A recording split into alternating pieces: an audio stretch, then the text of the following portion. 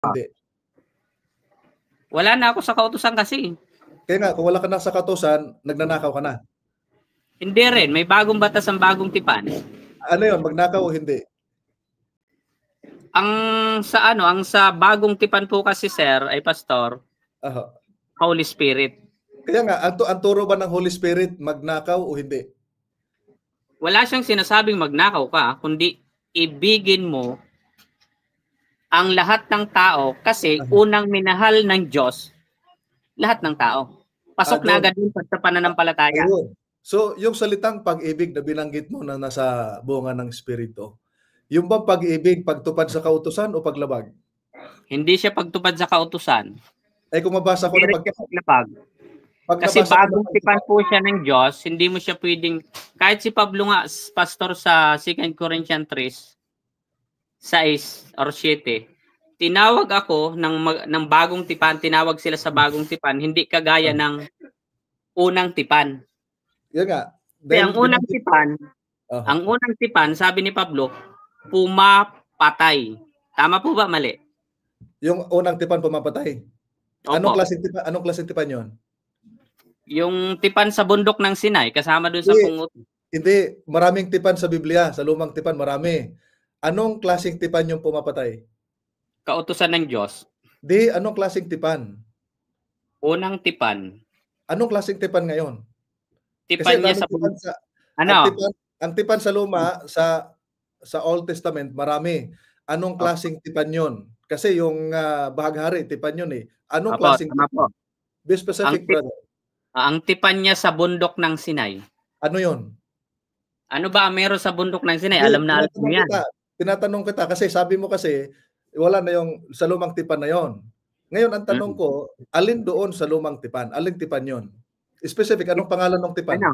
Pakikipag-usap ng Diyos kay Moises sa bundok ng Sinai. May paliwanag diyan si Pablo sa makikita natin sa Bible, Galatia 4:21 hanggang 29.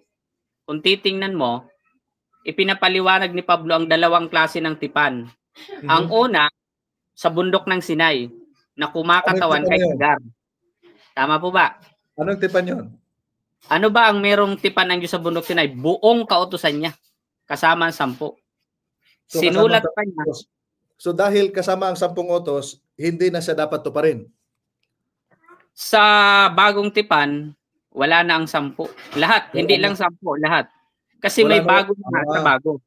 Kaya nga, yung bagong tipan na binabanggit mo, iniutos ba yung 10 na sundin o ipinalalabag? Hindi rin inutos ng apostol na labagin. Hindi rin pinayagan ng apostol na ipasunod sa mga mananampalataya. Nagalit ka ni Pedro eh. Kung mabasa ko na ipinasusunod. Ang 10 utos? Kung halimbawa, yung salitang huwag kang papatay, ipinasusunod ni Pablo, ipinalalabag. Dapat 10 utos. Hindi yung papatay lang kasi. Hindi, yung isang, hindi kita brother ng example. Yung huwag kang papatay, saan mababasa yon, di ba, sa 10 utos? Ipinasusunod ba yon o hindi? Hindi ko na siya sinusunod, pero hindi ko rin ginagawa sa 10 utos. So, pero sa bagong tipan, pag hindi mo nilalabag, paliwanag ko muna para mas maintindihan mo muna bago kayo magsalita. Hindi, kaya nga, tinatanong kita. Para makita yung definition ay yung pagkakaiba ng pagtuturo ng unang tipan at pagtuturo ng bagong tipan. Ang nagtuturo sa akin ngayon para gumawa ng mabuti, hindi ang 10 utos. Hindi ang buong kautusan ng Diyos. Ang Holy Spirit niya na nagtuturo sa akin na, Agido, anak na kita dahil sa dugo ni Kristo. Hindi lang ikaw, lahat ng tao, mahal ko dahil sa dugo ni Kristo. Kapatid mo yan. Kaya tinuturing ko silang kapatid. Paano ba ituring ang kapatid? Pinapatay ba? Ginagawan ba ng masama? Hindi. Yan ang bunga ng pananampalataya. Gawang mabuti, bunga ng pananampalataya. Sa inyo po kasi, ang gawang mabuti, bunga ng pagsunod sa kautusan. Sino pagkaiba? Brother, wag ka mag-konklusyon sa akin. Magpaliwanag ka ng sa iyo. Kasi paano kita tatanungin kung papaliwanag ka sa akin? Di ba binanggit mo, ang Holy Spirit nagtuturo sa iyo at dahil pag-ibig na. Ang tanong ko sa iyo, yung ba pag-ibig katuparan ng kautusan o paglabag sa kautusan? Pinagtitibay ng bagong tipan ng pananampalataya ang kautusan. Maliwanag yung tanong ko, brother. Yung bang sinabi ng Holy Spirit na pag-ibig, yung bang pag-ibig na itinuturo ng Holy Spirit Pagtupad sa kautusan o katuparan ng kautusan o paglabag sa kautusan? Pagpapatibay sa kautusan. Hindi, Kasi ang pagtupad kautusan, pinapabait ng tao. Makinig po muna kayo. Ang kautusan, pinapabait dyan ng tao. Pero nakikita ng tao, hindi siya mabait. Kasi tinuturo ng kautusan, masama ka, nagkasala ka. Ang trabaho ng kautusan, pagka nilabag ba, nagkasala o hindi? Nagkasala. O kailan ka naging makasalanan? Nung nalaman ko na may kautusan ng Diyos. Hindi, nung lumabag ka. Nung nalaman ko. Kasi hindi mo pa nalalaman ang kautusan, ang dami na nating nilabag, hindi natin alam. Halimbawa, brother, nung hindi ka pa born again, mas alam mo bang masama ang pumatay o hindi? Sa batas ng gobyerno, alam ko. Sa batas ng Diyos, hindi. Hindi ko alam mga utos pala ng Diyos yan eh. So ngayong alam mo na, sinusunod mo na, hindi? Dati, oo, alam ko. Kahit wala pang kautusan, hindi nga ako pumapatay. Natatakot ako. Kuhulihin ako ng gobyerno. Ayun. So dito brother sa Roma 13:10, di ba ito yung nasa Bagong Tipan, ano? Roma 13:10? Basahin ko ha. Kung tutol ka dito sang ayon. Ang pag-ibig ay hindi gumagawa ng masama sa kanyang kapwa. Ang pag-ibig ang siyang katuparan ng kautusan. Sang-ayon ka dito o tutol? Tamang-tama yun. Yun ang nararanasan ko. So, kaya ako natutong, ako naman na magpaliwanag ng konti. Kaya ako natutong umibig. Dahil sinusupan mo. Unang inibig ako ng Diyos at ang lahat ng tao. Kaya ang katuparan ang pag-ibig. Kaya kung wala ang Diyos na pag-ibig, hindi mo mararanasang umibig ng tama. So ibig sabihin, nung umibig ka na sa Diyos, tumutupad ka na? Wala ako sa kautusan. Ang tinutupad ko yung revelation ng Holy Spirit. Halimbawa, yung nandito sa unang Juan 5:3. Basahin natin ha. Unang Juan 5:3. Sapagkat ito ang pag-ibig natin sa Diyos, na ating tuparin ang kanyang mga utos. Tama ba si Juan dito o mali? Tama po yan. So, ang pag-ibig pala sa Diyos, pagtupad sa kanyang mga utos. Kalooban. Kaya nga, pagtupad. Pagsunod sa kalooban ng Diyos sa Bagong Tipan. Kaya nga, itong sinabi ni Apostol Juan sa unang Juan 5:3, ito ang pag-ibig natin sa Diyos na ating tuparin ang kanyang mga utos. Tama, mali? Tama po yan. So, sinusunod mo na? Hindi yung Old Testament, sa bago na ako eh. Kaya nga, sinusunod mo na? Hindi ko sinusunod ang Old Testament na utos. Hindi, yung bagong I'm not utos talking about the Old Testament, brother. I'm talking the law of God. Ang sabi ni Apostol Juan, this is our love for God, that we keep His commandments. My question to you, do you love God o hindi? Tagalog. Hindi ako marunong mag-English. Sorry, Tagalogin natin. Dahil sa sinabi ni Apostol Juan, maliwanag naman to, na ito ang pag-ibig natin sa Diyos na ating tuparin ang kanyang mga utos. Ito bang pag-ibig, pagtupad o paglabag? Yan po na tinutukoy ni Juan, ang kinakausap diyan yung mananampalataya na tumanggap ng pag-ibig. Brother, hindi kita tinatanong kung sino kausap ni Juan. Tinatanong kita kung yung bang pag-ibig sa Diyos, pagtupad ba yun o paglabag sa utos? Ang pag-ibig sa Diyos, response dahil una kanyang kaya nga, tama yun. Naliwanag din niya ni Juan, unang Juan 4, yung response mo sa pag-ibig ng Diyos, pagtupad o paglabag? Hindi pagtupad sa kautusan, pagsunod sa kalooban. Yung nga pagsunod o pagtupad, di ba pareho yun? Iba yung law sa kalooban. Hindi, brother, yung pagtupad, yung salitang keep or obey, magkaiba o hindi? Keep, English na naman. Kaya nga, kasi hindi mo naman maintindihan. Ito ang sakalagay kasi tinutupad natin ang kanyang kautusan dahil sa ating pag-ibig sa Diyos. Kaya ang tanong ko sa iyo, yung bang pag-ibig sa Diyos, pagtupad o paglabag sa kautusan? Ang pag-ibig sa Diyos, response dahil mahal ka niya. Sa bagong tipan, pero sa unang tipan, pero sa unang tipan, susundin mo na utos niya, sabi. Sa unang tipan. Sinusunod mo pala. Unang tipan, wala na ako doon. Ngayon, natanong ko, meron ka bang mga rebulto sa inyong simbahan? Nako, ayaw ng Diyos yan. Sabi sa akin ng Holy Spirit, siya ay walang katawan. Saan mo mababasa, brother, saan mo mababasa sa bagong tipan na huwag kang gagawa ng rebulto at huwag mong sasambahin? Talaga? Si Apostol Pablo. Saan mo mabasa sa bagong tipan na ipinagbabawal gumawa ng rebulto at bawal sambahin? Wala. Wala. So bakit mo sinusunod? Wala palang mabasa sa Bagong Tipan. Walang batas na gano'n, sabi ko.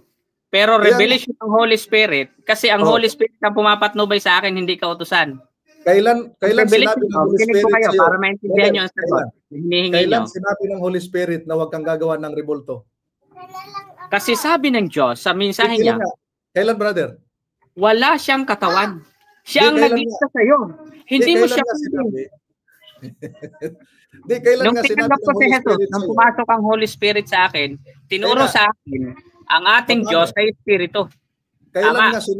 Kailan sinabi ng Holy Spirit sa iyo na huwag kang gagawa ng rebulto at huwag mong sasambahin? Revelation sa akin, sabi na, ang Diyos ay... Kailan nga, brother? I am asking you, kailan sinabi ng Holy Spirit sa iyo na huwag kang gagawa ng rebulto at huwag mong sasambahin dahil inamin mo walang mabasa sa Bagong Tipan?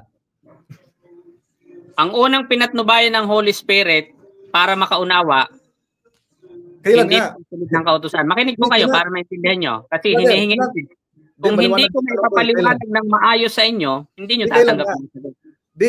Yung tanong ko na kailan, kasi sinabi mo, nireveal sa iyo ng Holy Spirit dahil wala sa Bagong Tipan. So ang Bagong Tipan kulang sa iyo. Kailan sinabi ng Holy Spirit sa iyo na huwag kang gagawa ng rebulto at huwag mong sasambahin? Okay, sasagutin ko ha. Kailan huwag mo na dudugtong. Di, brother, kailan malinaw na maintindihan. Di, kailan nga? Ang Holy Spirit unang bumaba sa apostol nagturo. Di, sa iyo. Tinatanong kita, ikaw. Kaya ako natanggap ang Holy Spirit nung mapakinggan ko ang turo ng Holy Spirit sa apostol. Ngayon. Yun ang Holy Spirit.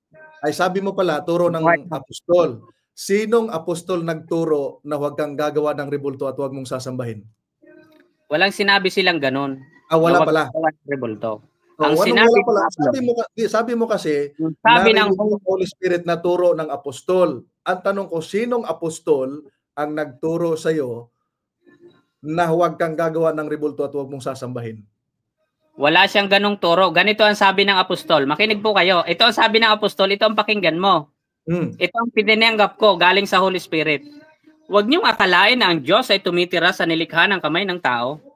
Di templo naman yon. I'm not asking the temple. I'm asking the graven images. That's different. Kaya hindi siya pwedeng sambahin sa mga nilikha ng kamay ng tao.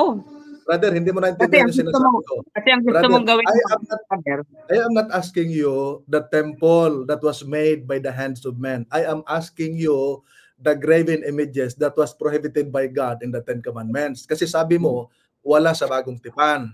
At ang sabi mo, it was revealed to you by the Holy Spirit. Ngayon, binaling mo naman, narinig mo sa apostol. Ang tanong ko sa iyo, saang turo ng mga apostol na pinagbawal ang rebulto para hindi sambahin? Ngayon, pumunta ka sa templo.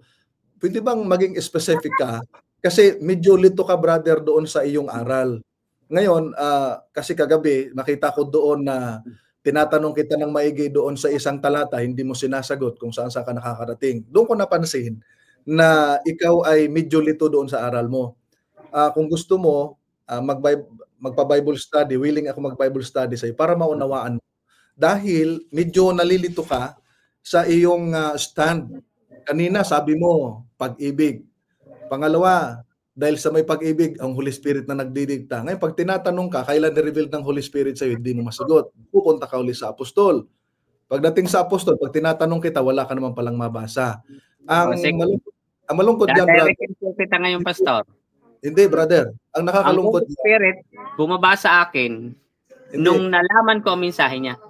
Ang mensahe ng Diyos, yun ang Holy Spirit. Ang tanong ko nga, hindi. Ang Holy Spirit, iba yun sa scriptures. Magkaiba yan. Huwag mong i-combine, brother. Nalilito ka dyan. Ang tanong ko sa iyo, kailan sinabi ng Holy Spirit sa iyo na huwag kang gagawa ng rebulto at huwag mong sasambahin? Ngayon, bumaling ka sa Bagong Tipan. Wala naman pala. So therefore, hindi mo lang maamin na ang pagbabawal na ito ay nasa Lumang Tipan. Sinusunod nyo, wala sa Bagong Tipan. Sinong apostol? Anong talata sa Bagong Tipan ipinagbabawal ang paggawa ng rebulto at huwag sasambahin? Ganito diba? Yun tinatanong mo sa akin, di ba? Brother, nakakaina pa ako nagtanong sa iyo, hindi mo naman siya masagot kasi nga sasagutin kita ng direktihan gamit ang Holy Spirit. Kasi alam ko hindi mo maintindihan ng Holy Spirit makalaman pa kasi kayo. Brother, wag kang manghusga. Wag mong sabihin hindi ko maintindihan. Kaya nga sabi ni Pablo, makinig hindi ka, brother. kasi hindi pa kayo nagtataglay ng Holy Spirit, kaya hindi mo maintindihan ang sinasabi ko. Hindi, brother. Paano maintindihan sinasabi mo na ikaw mismo nalito ka sa sarili mong sinasabi?